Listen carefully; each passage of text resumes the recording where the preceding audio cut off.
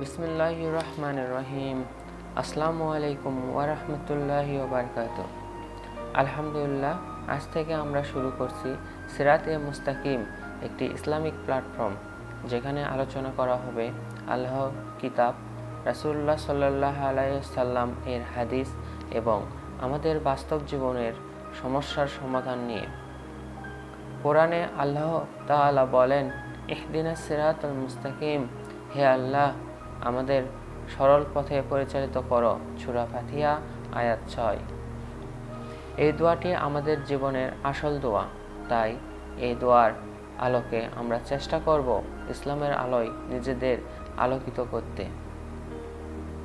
প্রিয় ভাই ও বোনেরা, আমাদের সঙ্গে থাকুন। ইনশাআল্লাহ আমরা একসাথে শিখব, জানব এবং চেষ্টা করব ইসলামের আলোতে সঠিক পথে চলার। আসসালামু আলাইকুম ওয়া রাহমাতুল্লাহি ওয়া বারাকাতুহু।